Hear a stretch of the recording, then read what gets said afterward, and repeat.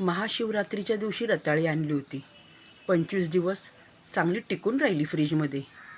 जी आणली होती तेवढीच फ्रेश दिसत होती. उपवास तर कोणाचा नाही, आता या रताळीचं काय करायचे असा विचार करत रताळी चांगली 2-4 पाण्याने धुवून घेतली. त्याची पूर्णपणे माती काढून टाकली. आता थोडासा जो भाग आहे तो मी कापून घेणार आहे. रताळी मी कुकरमध्ये न लावता मोकळ्या भांड्यातच शिजवून घेते. 15 मिनिटे झाली. आता रताळी चेक करायला घेते कितपत शिजली. सुरी पूर्ण आतमध्ये गेली म्हणजे रताळी पूर्णपणे शिजवून निघाली आहे. दुसरे रताळे शिजले की नाही ते पाहूया. चला, दुसरेही रताळे शिजले म्हणजे सर्व रताळी व्यवस्थित शिजवून झाली आहे. रताळी चाळणीत काढून घेतली. शिल्लक राहिलेले पाणी निथळून जाईल. आता पुढची तयारी करूया. पॅन गॅसवर ठेवल्यावर 1.5 वाटी शेंगदाणे घालून घेतले म्हणजे 100 ग्रॅम शेंगदाणे. शेंगदाणे जास्त जाळायचे नाही, हलकेसे भाजून घ्यायचे आहेत. आता या शेंगदाण्याचा उपयोग झिरके करण्यासाठी घ्यायचा आहे. झिरके जर समजत नसेल तर शेंगदाण्याची आमटी. शेंगदाणे प्लेटमध्ये काढून घेतल्यानंतर मिक्सर जारमध्ये 10 ते 15 हिरव्या मिरच्या, तिखट मिरच्या घ्यायच्या. तिखट तुमच्या आवडीनुसार घ्या. उपवास कोणाचा नसल्यामुळे याच्यामध्ये मी 4-5 लसूणच्या पाकळ्या घातल्या. चांगली मुठभर कोथिंबीर घालून घ्यायची. चवीनुसार लगेच 1.5 चमचा मीठ घालून घ्यायची. उपवास जर असेल तर धने, लसूण आणि कोथिंबीर स्किप करायची. त्याच्यामध्ये 1.5 चमचा कच्चे धने घालून घ्यायचे. आता शेंगदाण्याचे साल न काढता साली सकट शेंगदाणे आपण मिक्सर जारमध्ये घालून हा मसाला कोरडा वाटून घेणार. त्याच्यानंतर थोडेसे पाणी घालून सरसरीत हा मसाला वाटून घ्यायचा आहे.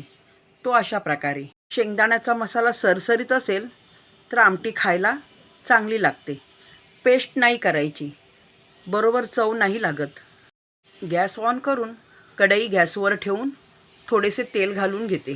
शेंगदाण्याच्या आमटीला जास्त तेलाची गरज नाही भासत. 4-5 कढीपत्त्याची पाने तोडून फोडणी देऊन घ्यायची. त्याच्यानंतर लगेच बारीक चिरलेली कोथिंबीर घालून घ्यायची. कोथिंबीर फोडणीमध्ये घातली ना, शेंगदाण्याची आमटी मस्त भारी लागते एकदम. चला, शेंगदाण्याचा मसालासुद्धा कढईमध्ये घालून झाला. आमच्या भागामध्ये या ग्रेव्हीला झिरके म्हटले जाते, तर काही भागामध्ये या ग्रेव्हीला शेंगदाण्याची आमटी म्हणतात. आता याला 2 मिनिटे झाकण ठेवून वाफ देऊन घ्यायची. बाजूला तेल सुटले पाहिजे इतपत. झाकण काढून बघते, तेलाची तरी वरती दिसत आहे म्हणजे आपला मसाला छान तेलामध्ये परतून झाला. आता याची क्वांटिटी वाढविण्यासाठी मिक्सर जारमध्ये थोडेसे पाणी घालून घेतले. मिक्सर जारला लागलेला मसाला सगळा पाण्यामध्ये येऊन त्याच्यात मिक्स होऊन जाईल.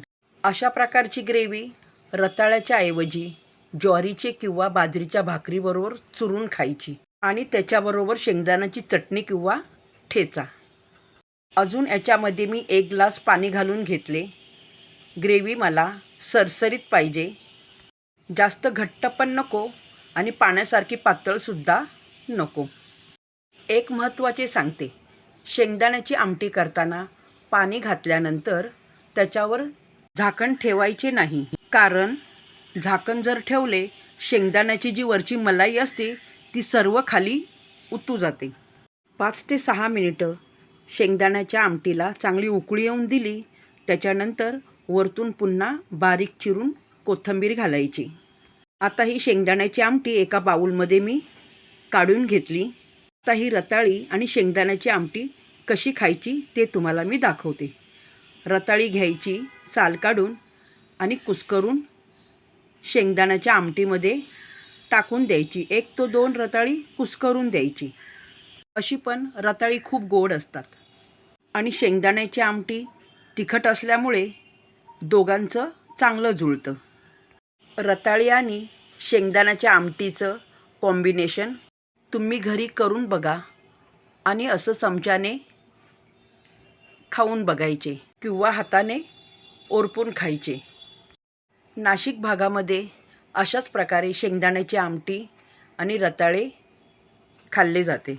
शेंगदाण्याची आमटी म्हणा किंवा झिरके म्हणा, ही रेसिपी तुम्हाला कशी वाटली मला कमेंट्स करून सांगा. आणि रेसिपी आवडल्यावर रेसिपीला लाईक करा, शेअर करा आणि सबस्क्राईब करा.